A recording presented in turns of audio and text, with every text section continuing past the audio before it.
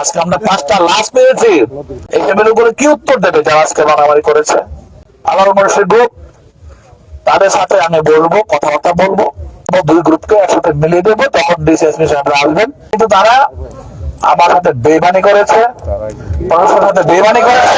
তারা এসে রাতের অন্ধকারে ভোর 4টার সময় তারা এই গ্রামবাসীর উপর আক্রমণ করেছে। একটা বন্দযুদ্ধ হয়েছে, সেই যুদ্ধে এই গ্রামের উপর আতঙ্কিত হামলা চালিয়েছে সন্ত্রাসীরা এসে বাইরে থেকে এসে, যার ফলে প্রায় অনেকগুলো লোক মারা গেছে, অনেক আহত হয়েছে। তাদের সাথে কন্টিনিউয়াস কথা বলেছে এবং অনেক প্রায় বলতে গেলে 8-10 দিন রাত ঘুমাতে পারিনি। 2টা-3টা পর্যন্ত তাদেরকে বোঝাইছি আমরা। যারা বাইরে থেকে এসে আক্রমণ করেছে তাদেরকে আমরা বোঝাইছি যে তোমরা এই কাজ করবে না। কোন গ্রুপ যদি মারামারি করে ওঠে, যদি সে গুলাগুলি করে মারামারি করে ওঠে, তাহলে কিন্তু সে যেই গ্রামে উঠবে তাকে অ্যারেস্ট করা কিন্তু খুবই সহজ। মারামারি করে উঠলে আপনারা তো কেউ আদর করবো না, প্রশাসন আদর করবে না। আগে তো আওয়ামী লীগের মতো দিন নাই যে মারামারি করে উঠছেন আপনারা আদর করে গ্রামে রাখবে। আপনি তো আরেকটা গ্রুপকে বের করবেন, তো সেই গ্রুপটা তো বসে থাকবে না। আপনি আক্রমণ করলে তারাও আক্রমণ করবে। পাশাপাশি এইভাবে হয় কি অনেকগুলো মানুষের জীবন চলে যায়। আজকে আমরা 5টা লাশ পেয়েছি, আরো সম্ভাবনা আছে, হাসপাতালে কাতরাচ্ছে। এই ফ্যামিলিগুলো কি উত্তর দেবে যারা আজকে মারামারি করেছে? আমার সাথে কথা দিয়েছিল এই শুক্রবার সকালে আমি বাইরের যে গ্রুপটা আছে আমার মানুষের গ্রুপ, তাদের সাথে আমি বলবো, কথাবার্তা বলবো। তারপরে যে ভিতরে যে গ্রুপটা আছে এই গ্রুপটার সাথে আমি বলবো এবং দুই গ্রুপকে একসাথে মিলিয়ে দেবো, তখন ডিসিএসপি সাহেবরা আসবেন, আমরা একটা অনুষ্ঠান করবো। কিন্তু তারা আমার সাথে বেইমানি করেছে, মানুষের সাথে বেইমানি করেছে। তারা এসে রাতের অন্ধকারে ভোর 4টার সময় তারা এই গ্রামবাসীর উপর আক্রমণ করেছে। বিচার হওয়া দরকার, মামলা হয়েছে এবং আগের মতো কেউ এগুলো ছাড় দেবে না, আমিও এটা ছাড় দেবো না।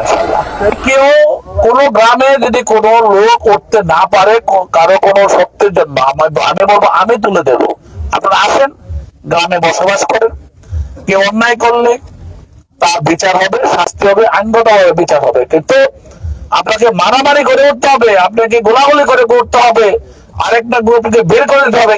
আপনার কথা দিয়েছিলেন, কথা রাখেন নাই, বেইমানি করেছেন আমাদের সাথে। এই যারা এই গ্রামে ছিল তারা বলছে আমরা ঝগড়া করবো না, কিন্তু আমাদেরকে আক্রমণ করলে আমরা ছাড়বো না। ঝগড়া করার চিন্তা করেন, দয়া করে ঝগড়ার পথ পরিহার করেন, ঝগড়ার পথ ছেড়ে দিয়ে স্বাভাবিক জীবনে চলে আসেন। আপনাদের সবাইকে নিয়ে আমরা একসাথে বসবাস করতে চাই। কোনো অন্যায়কে প্রশ্রয় আমরা দেব না। আজকে আমাদের প্রশাসনের লোকজন এখানে বসে থাকতে হয়, পাহারা দিতে হয় কেন? এটা লজ্জার ব্যাপার। এটা আওয়ামী লীগের দিন না, এখন বিএনপির দিন। কাজে আমরা এগুলোকে প্রশ্রয় দিচ্ছি না।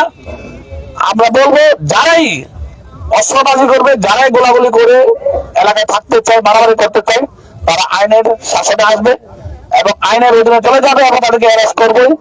এবং যারা আজকে লুকিয়ে আছে তাদের প্রত্যেকটা মানুষকে অ্যারেস্ট করার জন্য আমি প্রশাসনকে নির্দেশ দেবো। এখানে থাকবে, যে অবস্থায় থাকবে, টোকায়া টোকায়া তাদেরকে ধরে নিয়ে এসে আইনের শাসনে আনার জন্য বলবো। আর যারা অস্ত্রবাদ আছে দয়া করে অস্ত্রের পথ পরিহার করেন, স্বাভাবিক জীবনে চলে আসেন। এখন আর সেই অস্ত্রবাদের দিন চলবে না। মানুষগুলো মারা গেল, যারা আক্রমণ করেছিল তাদের 4 জন লোক মারা গেছে, আর যারা গ্রামে আসছিল সুন্দরভাবে তাদের একটা লোক মারা গেছে। এই যে 5টা পরিবার, এই 5টা পরিবারের সন্তান আছে, ভাই আছে, মা আছে, তাদের মনে আজকে কত কষ্ট হচ্ছে।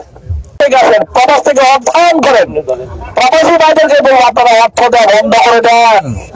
5টা লোক মারা গেল, যারা গোলাগুলি করতে এসেছিল তাদের 4টা লাশ গেছে, আর যারা ঘরে ছিল গ্রামে ছিল তাদের একটা গেছে। দয়া করে কারো বাড়িঘর ভাঙবেন না, বাড়িঘর আগুন দেবেন না, যাতে গন্ডগোল না বাড়ে সেদিকে লক্ষ্য রাখবেন।